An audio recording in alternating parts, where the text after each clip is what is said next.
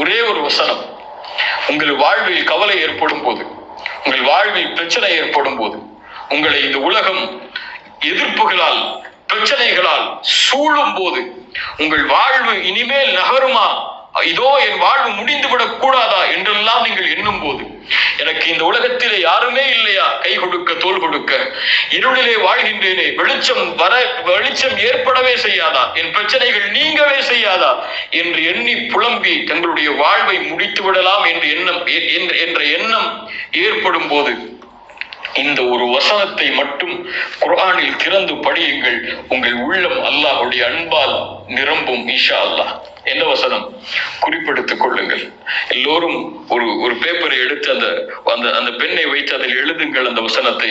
சூரத்து ஜுமர் 53வது வசனம். சூரத்து ஜுமர் 53வது வசனம். நம் மரண நேரத்திலும் இந்த வசனம் நம் கண்ணுக்கு முன்னால் வர வேண்டும். மலக்குல் மௌத் எம்மை அழைக்க வரும்போது, அல்லாஹ்வை சந்திக்க செல்லக்கூடிய அந்த நேரத்தில் இந்த வசனம் என் கண்களுக்கு முன்னால் ஓட வேண்டும்.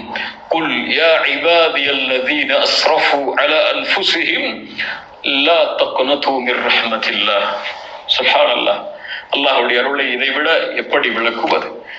வரம்பு மீறி தங்களுக்கு தாங்களே அநீதம் செய்து, அஸ்ரஃபு வீணடித்து தங்களையே வரம்பு மீறி பாவம் செய்த என் அடியார்களே, சுப்ஹானல்லாஹ். அல்லாஹ்வுடைய ரஹ்மத்தை பாருங்கள். அவன் அல்லாஹ்விற்கு மாறு செய்கிறான், அல்லாஹ்விற்கு பாவம் செய்கிறான், அல்லாஹ் இட்ட கட்டளைகளை மீறுகிறான். அவனையும் அல்லாஹ் அவனுடைய அருளால் இணைத்து சொல்கிறான்.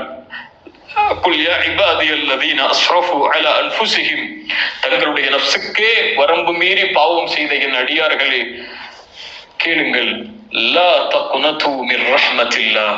அல்லாஹ்வுடைய அருளில் ஒருபோதும் நம்பிக்கை இழந்து விடாதீர்கள்.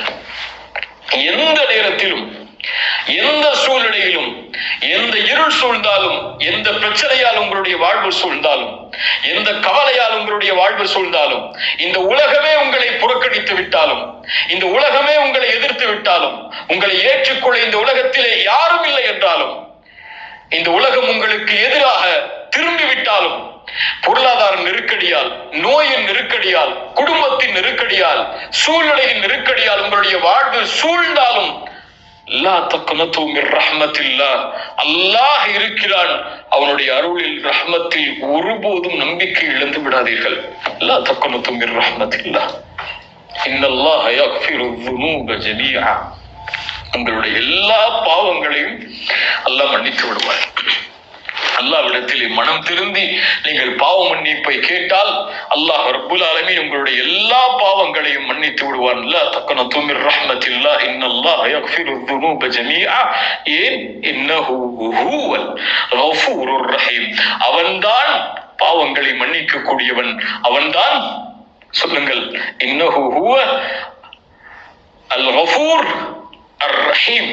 அவன் ரஹீம், அவன் இரக்கமுடையவன், அவன் ரஹ்மத்தை உடையவன், அவன் அர் ரஹ்மான், அவன் அர் ரஹீம். இன்னஹு ஹுவல் கஃபூருர் ரஹீம். ஏன் நம்பிக்கை இழக்காதே? அர் ரஹீம் இருக்கிறான் உன்னோடு. ஏன் நம்பிக்கை இழக்காதே? எந்த நேரத்திலும் அவனை அர் ரஹீம், எந்த நேரத்திலும் அவனுடைய ரஹ்மத்துன்னிலிருந்து நீங்காது. அவனுடைய அடியார் தான் நீ. இந்த உலகத்திலே உனக்கு அவகாசம் உண்டு. உன்னுடைய தொண்டை குழியை உயிர் அடைக்கும் வரை என்ன பாவம் செய்தாலும், என்ன குற்றம் செய்தாலும், மனம் திறந்து இறைவா உன்னிடத்திலே வருகிறேன், என்னை மன்னித்து விடு என்று கேட்டாலும், ஷிர்கே செய்தாலும், இணை வைப்பே செய்தாலும், மரணத்திற்கு முன்னால் ஒருவன் மனம் திருந்தி யா அல்லாஹ் இணை வைத்து விட்டேன், உன்னிடத்திலே மீண்டு வருகிறேன் என்று கூறினால் அல்லாஹ் ரப்புல் ஆலமீன் உன்னை ஏற்றுக்கொள்வான். இன்னஹு ஹுவல் கஃபூருர் ரஹீம். ஏன்? அவனுடைய அருளில் நம்பிக்கை இழக்காதே. அவன்தான் பாவங்களை மன்னிப்பவன், அவன்தான் அர் ரஹீம்.